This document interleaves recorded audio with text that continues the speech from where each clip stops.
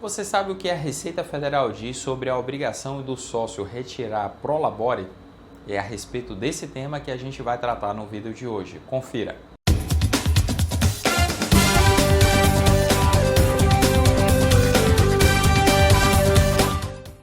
A nossa legislação tributária ela é deficiente em vários aspectos e uma das críticas que a gente faz é a falta de enfrentamento do tema que é objeto do nosso vídeo de hoje. Não há na legislação uma disposição legal que fale expressamente que o sócio de empresa é obrigado a retirar a prolabore. E diante das várias interpretações construídas a partir de outras disposições legais, um determinado contribuinte questionou a Receita Federal através de um processo de consulta formal. E no ano de 2016, através da solução de consulta COSIT número 120, a Receita Federal se manifestou no sentido de que, pelo menos uma parte dos valores pagos pela pessoa jurídica aos seus sócios tem que ser tratada como retirada prolabore. Particularmente, nós não concordamos com os argumentos que a Receita Federal utilizou naquela ocasião, mas nós recomendamos que os sócios das empresas avaliem as suas circunstâncias pessoais e, a partir da análise das peculiaridades que envolvem a sua realidade, decidam se submeter ao entendimento que a Receita Federal manifestou naquela ocasião ou enfrentar essa interpretação que, na nossa visão, está equivocada. Mas para que você tenha clareza do quanto é importante concordar ou discordar daquilo que o fisco entende ser o correto, nós elaboramos e apresentamos agora para você um exemplo hipotético na sessão e na prática. Vamos a ele. Vamos imaginar que fulano de tal atue como médico e possua vínculo empregatício com o Hospital X, sendo também sócio da clínica Exemplar e trabalhando em ambos no atendimento de pacientes. No Hospital X, seu salário mensal é de R$10 mil e na clínica Exemplar, seu faturamento bruto é de R$30 mil por mês. Considerando os números vigentes em 2018, sobre o salário de fulano de tal no hospital, incide o imposto de renda na fonte e a contribuição para o INSS, sendo o primeiro conforme a tabela progressiva e o segundo com a alíquota de 11%, observado o teto de R$ 5.645,80. Por isso, o INSS a ser descontado será de R$ 621,04. Já o IR-fonte, sem considerar outras deduções além do próprio valor do INSS, representa R$ 1.719,23.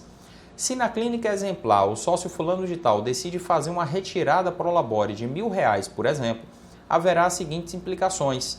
A clínica Exemplar, não sendo do Simples, terá que recolher 20% do prolabore, ou seja, R$ 200, a título de contribuição previdenciária patronal. A retenção de 11% não é devida porque o Hospital X descontou o INSS de fulano de tal sobre o teto. Quanto ao imposto de renda, apesar de não haver retenção, já que o valor fica abaixo do limite da tabela progressiva, o rendimento é tributável e vai se somar ao do salário de fulano de tal na sua declaração de ajuste anual a ser apresentada em 2019. Ou seja, a pessoa física também arcará com uma carga tributária maior. Diante desse panorama, nós questionamos qual a razão para fulano de tal retirar o prolabore, ainda que seja de apenas R$1.000. Haveria lei determinando que ele faça isso obrigatoriamente?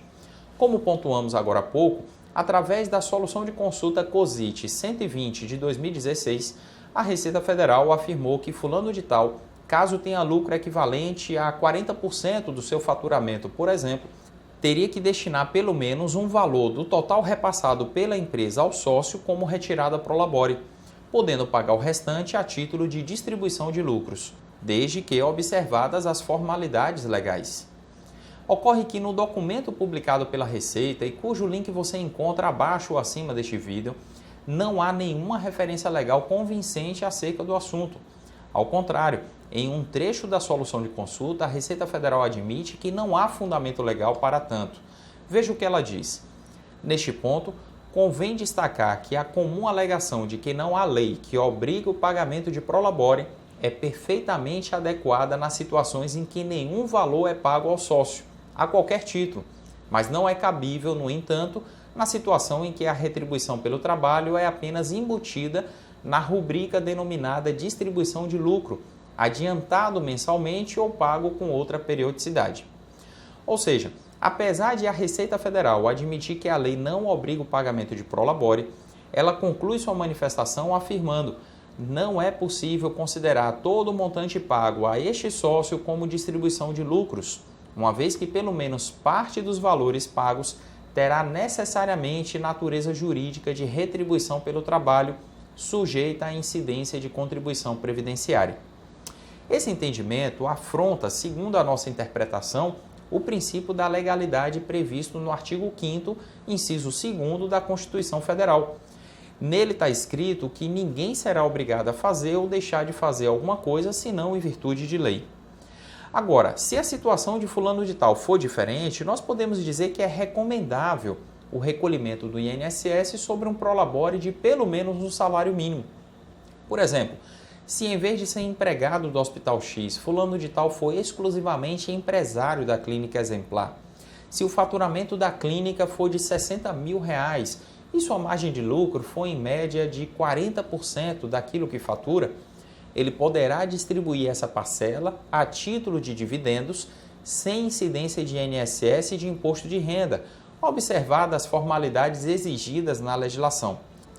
Neste caso, não recolhendo INSS sobre nenhum valor retirado a título de prolabore, ele deixará também de ser filiado ao regime geral de previdência social e não fará jus a qualquer benefício previdenciário.